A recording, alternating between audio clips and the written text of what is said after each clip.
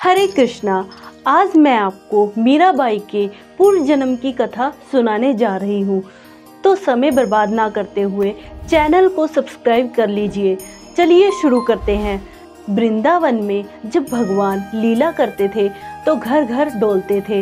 वृंदावन की सारी गोपियाँ कोई साधारण स्त्रियाँ नहीं थी, बल्कि बड़ी बड़ी अमल आत्माएं, विमल आत्माएं, महात्मा थी। श्री राम जी के रूप को देखकर मोहित हुई थी कि आप हमें पत्नी रूप में स्वीकार करो। राम जी ने कहा, अभी नहीं, तुम सब प्रेमिका बनोगी जब हम कृष्ण अवतार लेकर आएंगे। वही गोपियां महात्मा बनी। ब्रज में एक गोपी का नया नया विवाह हुआ।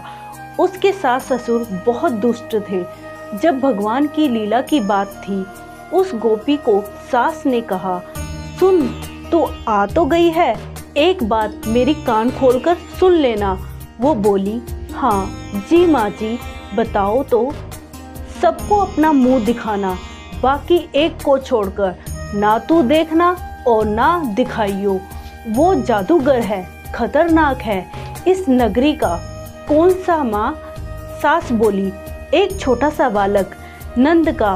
वो इतना जादूगर है कि कईयों के घरों को बस में कर ले। उसके चक्कर में ना पड़ना। तुम्हें मेरी सौगंध, तू भूल कर भी अपना मुख दिखाना नहीं, भूल कर भी उसके तरफ देखना नहीं। सामने भी आ जाए तो दूर हो जाना, भाग जाना। जी माँ, आपकी आज्ञा।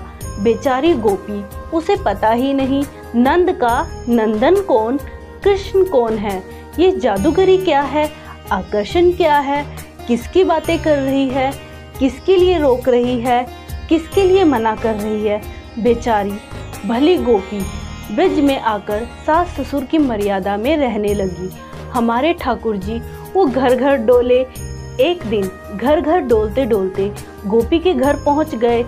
भगवान उसके घर जाकर घर में इधर उधर घूमने लगे। नई नवेली गोपी को देखकर भगवान घूंघट के पास पहुंच गए। तब ननंद ने धक्का देकर गोपी से कहा, जो माँ ने कहा है ये आ गया नंद का लड़का, घूंघट ना खोलना। ननंद की बात को मानकर गोपी ने घूंघट को जोर से पकड़ लिया। अब ये गिरेगा ही नहीं।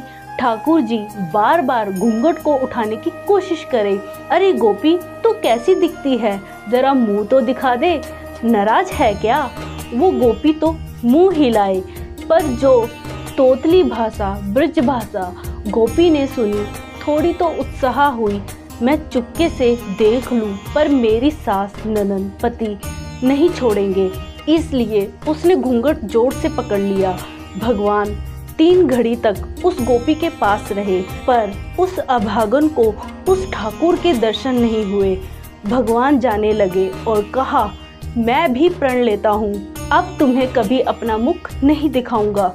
उस गोपी को क्या पता भगवान चले गए। उसके बाद गोवर्धन लीला हुई। ब्रजवासी अपना छोटा मोटा सामान लेकर गोवर्धन पर्वत की तलहटी में अपने प्राण बचाने के लिए गए। जिस गोपी ने घूंघट को जोर से पकड़ लिया, प्रभु को देखकर मुख नहीं दिखाया, वो गोपी भी उस पर्वत के नीचे आई जहाँ भगवान गिरधारी बने थे। वहाँ सारे ब्रजवासी लकड़ी लगाए, कोई हाथ लगाए, कोई भगवान के रूप का आनंद ले रहे। क्या अद्भुत छटा है, क्या दृश्य है, सब देखे जा रहे हैं। कोई भगवान के नेत्रों को देख रहा है, कोई होठों को देख रहा है और कोई उनके बालों को देख रहा था। सब उनकी लीला का आनंद ले रहे थे। कोई उनकी आंखों को देख रहा था, किसी की आंखें टिक ही गई थी, सब उनकी आंखों में समाये जा रहे थे। किसी की आंखें टिक गई तो हट ही नहीं रही थी। वो गोपी भी आई, उसे किसी ने धक्का दिया, उसके मुख का घूंघट उठा और धोखे से नजर कृष्ण की तरफ पड़ गई। वो आवाज रह गई, इतना सुंदर, अरे मैं बावरी थी, पागल थी जो कन्हैया को ना देख पाई। रो पड़ी, धारा बह पड़ी। भगवान ने देखा, वो हमको देख रही है। भगवान ने अपना मुख टेढ़ा कर लिया, मैं नहीं चेहरा दिखाऊंगा। गोपी दौड़ी दौड़ी उस तरफ गई, भगवान ने इस तरफ मुंह कर लिया। दौड़ी दौड़ी उस तरफ गई, भगवान ने उस तरफ मुंह कर लिया।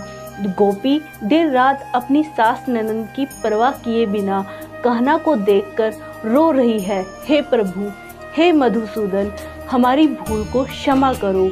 मैं पापनी हूँ जो आपके मनोहर रूप को देखने से वंचित रह गई। भगवान नहीं बोले। जब तक भगवान 7 दिन गोवर्धन पर्वत को पकड़े रहे तब तक गोपी रोती रही। जब वो पूरी दिन रात रोती रही तब भगवान ने बोला, सुन, तूने घूंघट नहीं दिखाया तो मैंने प्रण लिया था मैं तुम्हें मुख नहीं दिखाऊंगा। पर सुन, तुझे ज़्यादा ललक और भाव है, परंतु चिंता ना कर, मैं अभी तो नहीं, परंतु तू रोई बहुत है। माफ़ी भी मांगी, मैंने माफ़ भी किया गोपी, परंतु कलयुग में फिर से अवतार लेगी, फिर मेरे रूप को देखेगी, फिर मैं दिखाऊंगा। वही कलयुग में मीराबाई बनकर प्रकट हुई। आपने भी मीरा के पदों को पढ़ा ही होगा। मीरा कोई जोगन, कोई बाबरी नहीं थी। वो महलों की सुंदर रानी, उस बराबर तो कोई सुंदर था ही नहीं। जो ईश्वर से प्रेम करता है उसकी आंखें भरी रहती हैं। कभी पूजा करते समय आपकी आंखें किसी दुख या अतीत के कारण नहीं, बल्कि प्रभु की अचानक या गुरु दर्शन, महान पुरुषों के दर्शन करते करते आंखें भर आई तो समझना ईश्वर ने आपको याद किया। भगवान ने वादा किया था कि मीरा को दर्शन होंगे, पर नहीं हुए। फिर मीरा को गुरु के चरणों में लगन लगी। जब मीराबाई गुरु की शरण में गई तो उन्हें ठाकुर का होने का एहसास होने लगा। अब तक मीरा को लगा कि मीरा ही माधव को देख रही है, अब माधव भी मीरा को देख रहे हैं। मंदिर तब तक जाइए जब तक भगवान आपको देखने ना लगे। गुरु ने जब मीरा को कहा, तुम्हें वादा किया है दर्शन होंगे, पर भगवान तो मुकर जाते हैं, ऐसे दर्शन नहीं होंगे। भगवान तो महाभारत में भी मुकर गए थे, कहते थे शस्त्र नहीं उठाएंगे। पर जब अर्जुन पर इतने सारे बाणों की वर्षा हुई, जब पिता महाभीष्म ने, गुरु द्रोण ने इतने सारे बाणों की वर्षा की, तब भगवान का रथ का पहिया लेकर दौड़ पड़े। सब चौंक गए। ये तो वचन ले रहे थे कुछ देर पहले कि मैं हथियार नहीं लूंगा। भगवान ने जब रथ का पहिया उठाया, सबसे ज़्यादा डर पृथ्वी को लगा। पृथ्वी कांपने लगी और भगवान से प्रश्न करने लगी। भगवान ने कहा, पृथ्वी तुम क्यों कांप रही हो?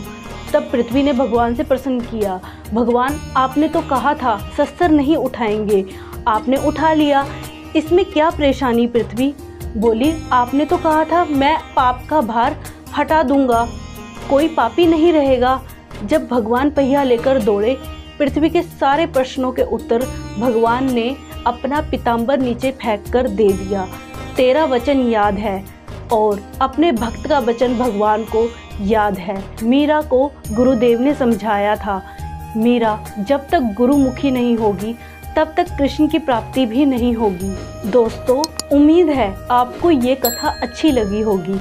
ऐसे ही कथा कहानी के लिए हमारे चैनल को सब्सक्राइब कर लें और लाइक एंड शेयर भी ज़रूर करें। धन्यवाद।